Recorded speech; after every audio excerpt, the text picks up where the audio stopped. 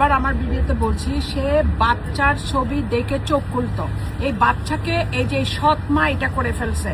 আমি নিজের চোখে দেখেছি, আমার নিজেরই সৎ মা ছিল এবং আমার এক আত্মীয় সৎ মা এই লন্ডনে। আমি আপনাদেরকে ভাই বোন বলি, সৎ মা এই ওই বেটা একটা মানে আমার মতন কাহিনী, ওই বেটা একটা বেটিকে বিয়ে করছে, ওই ঘরে একটা ছেলে ছিল।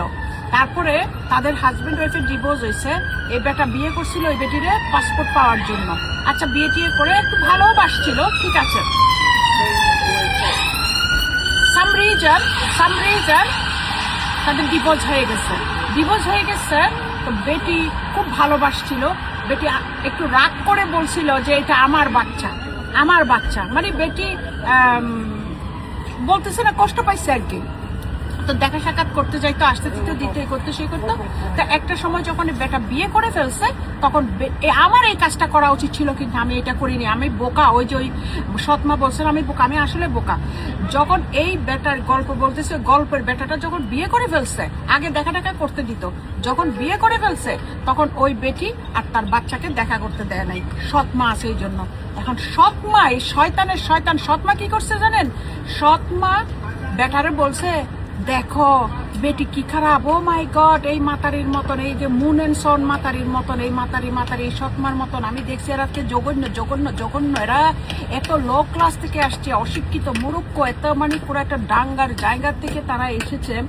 মানে তারা কি ধরনের যে জঘন্য, তাদের যে মন মানসিকতা কত নিচু দরের, এটা আপনি কল্পনাও করতে পারবেন না। কারণ আমি চলছি দেখে আমি কল্পনা করতে পারতেছি। তখন এই মাতারি বলছে কি, দেখো তোমার তো বাচ্চা না, তোমার বাচ্চা, তাহলে সে বলতেছে এটা তোমার বাচ্চা না। বউ কিন্তু রাগ করে বলছে তোমার বাচ্চা না, দেখা করতে দিব না, এটা শুধু আমার বাচ্চা। এইটাকে সৎ মা বেড়ারে 7, 5, 13 বুঝাইয়া বলছে তোমার বাচ্চা না, যেহেতু বলছে তাহলে তো সে বেড়ি মনে হয় আরেক বেড়ার থেকে নিছে। তা আরেক বেড়ার তুমি যাইয়া বলে দাও যে তুমি তো আরেক বেড়ার থেকে নিছো, তাহলে তোমার বাচ্চারা দেখতাম না। এরা দেখেন ল্যাংরা হয়ে গেছে, এখন কুকু হয়ে গেছে। আল্লাহর গজব করবে, এদের উপরে পড়বে, এই সৎমার উপরেও পড়বে।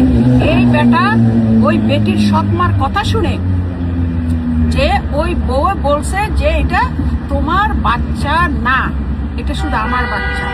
এটা বলে বেটা সৎমার কথা শুনে বেটা যাইয়া বউকে বলে কি, হ্যাঁ এটা তো তুমি বলছো এটা আমার বাচ্চা না, আমি কি জন্য দেখা করব, তুমি মনে হয় অন্য বেড়ার থেকে নিছো। বেডিরে বদনাম দিয়ে দিছে। বেডি কইছে হ্যাঁ আমি অন্য বেড়ার থেকে নিছি। এই কইয়া বেডির বাচ্চা লইয়া আছে।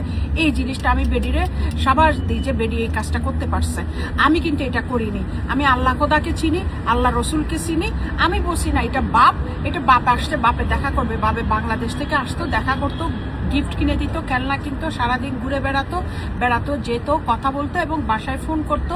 হঠাৎ ওই বেটির সাথে যখন ঝগড়া লাগতো, বেটি যখন লাত্তি মেরে বের করে দিত, তখন এই বাচ্চাগুলোর কথা মনে পড়তো। হঠাৎ করে ফোন করতো এবং ফোন করে আমার বিরুদ্ধে বলার চেষ্টা করতো। কিন্তু আমি লাউড স্পিকারে দিয়ে রাখতাম যে আমার বিরুদ্ধে বলবে, যেটা আমি জানি, কারণ সে যে পুকুরের মাছ, আমি তো সেই পুকুরের পানি, তাই না?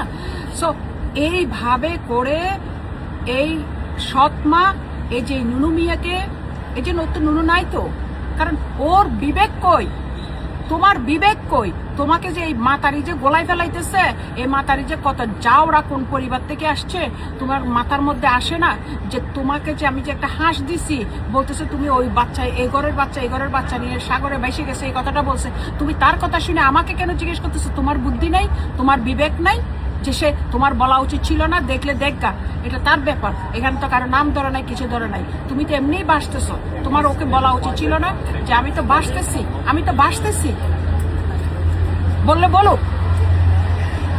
তুমি ওই বেটির কথা শুনে এসে আমার ঝগড়া করতেছো, তুমি ওই বেটির কথা শুনে যে আমার বাচ্চাগুলোর জীবন নষ্ট করে দিছো। এগুলোর জীবন নষ্ট হয়ে গেছে, ভাই সাহেব। এগুলো আর নাই। এগুলোর আর মেন্টাল টর্চার দিন, এগুলো শুধু আত্মহত্যা করতে বাকি আছে। তুমি যেভাবে মেন্টাল টর্চার দিচ্ছ, টাকা দিবে না, পয়সা দিবে না, খাওয়া দিবে না, পড়া দিবে না বলে, এগুলো এদিকেও যেতে পারবে না, আমার কাছে যতদিন ছিল আমি তো একটা ইউনিভার্সিটি পর্যন্ত নিতে পারছি। আমি এবার দেখবো আল্লাহ তোমার টাকা পয়সা দিয়ে তোমার এই 4 সন্তানকে কদ্দুর নিয়ে যেতে পারে। আল্লাহর গজব এগুলার উপরে পড়বে। এই 2টা বাচ্চার জীবন নষ্ট করছো।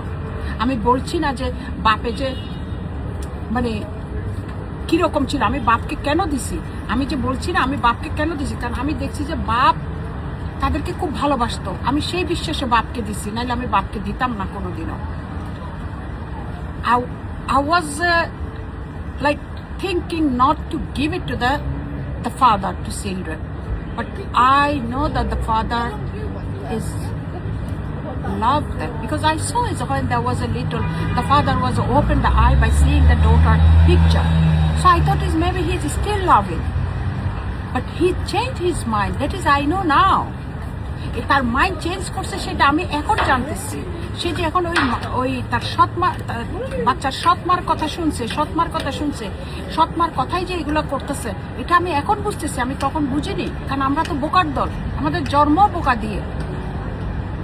কিন্তু আমি বিশ্বাস করেছি দেখে আমাকে ঠকাতে পেরেছো, আমি বিশ্বাস করেছি দেখে আমার বাচ্চাকে ঠকাতে পেরেছো।